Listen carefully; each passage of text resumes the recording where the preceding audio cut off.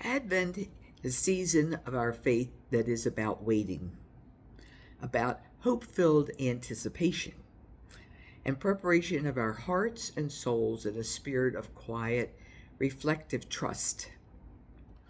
I think it's interesting that this particular activity, waiting, anticipating, waiting for something or someone, is pretty low on most of our lists of things we like to do. In our modern complex world, who wants to wait?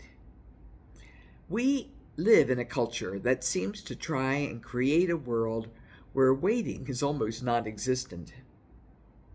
In general, we are a nation of fast food, fast friends, fast email, and even faster tweets and texts.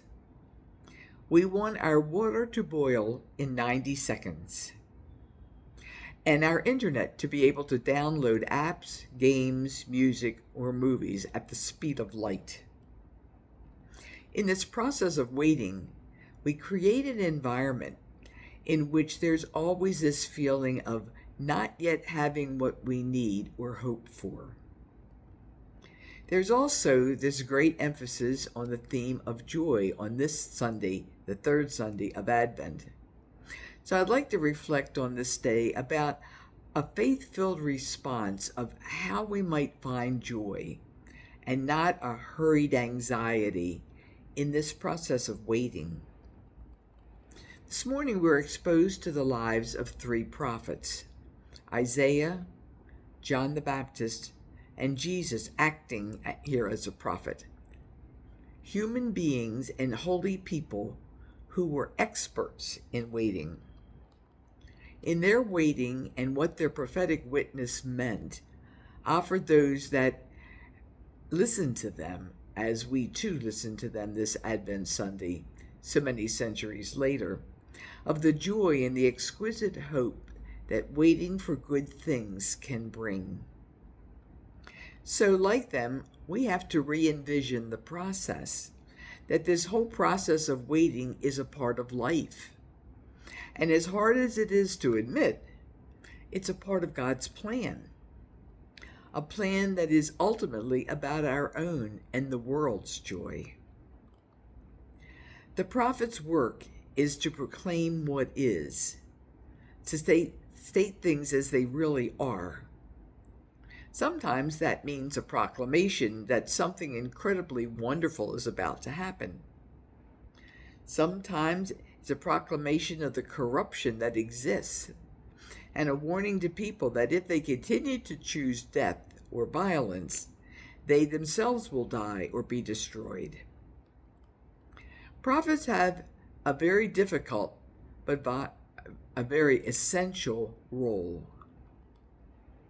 In the reading from Isaiah today, we see the prophet talking about something so extraordinary and so positive.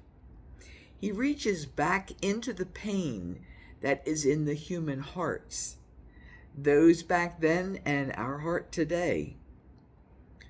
It's the pain in everyone.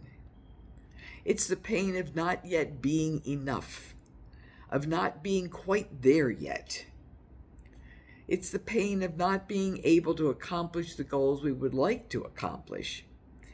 But in faith, trusting in the waiting that joy will be our final gift. Listen to the beautiful images in the Isaiah prophecies. Life feels like a desert at times. It feels arid. And yet, Isaiah says a time is coming when there will be a great fountain in the desert. There will be wonderful trees and fruitful plants. There is the image of abundance. In the passage today, we hear that those who are afraid, weak, or frightened will become strong in time. They will not be filled with fear. They need to see something that is so encouraging and hopeful.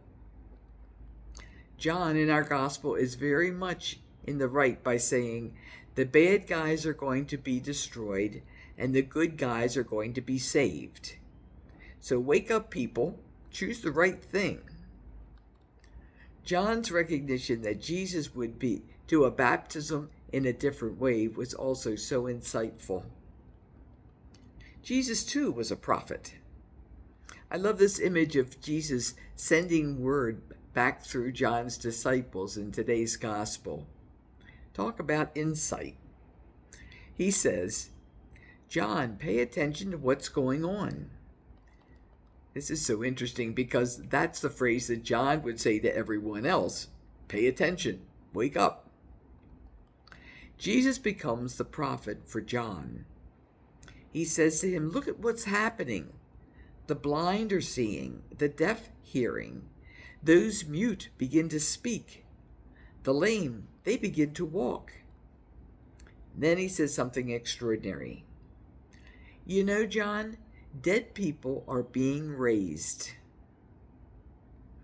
These people who are dead spiritually and emotionally and completely unaware of what they are doing to others are waking up. The healing work is happening. Hope. Jesus recognizes that the real prophetic statement to everyone is not choice between change or die, but the real prophetic message, the one our souls long for the most, is change. Let me into the manger of your heart and find ever more life. Rejoice in newfound hope as you let me heal and transform you. And so we live on in hope. Hope that time is passing and every day we're closer to that second coming. The hope found in living as Christians, offering mutual care, support, and the fight for justice in a world still in many ways dark and despairing. Hope in Jesus, whose love was not of dominance, but humble healing, liberation, and new life. Ultimately, the hope of Christ is the reign of divine love that we, with God, make real here and now, but also the real and wondrous and exciting truth of even greater love to come.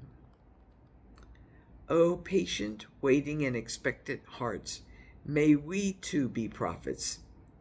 For can we not feel it? Can we not, as we continue our Advent journey to Christmas, see the unfolding of the already, the clear promise of a heaven yet to come? Amen.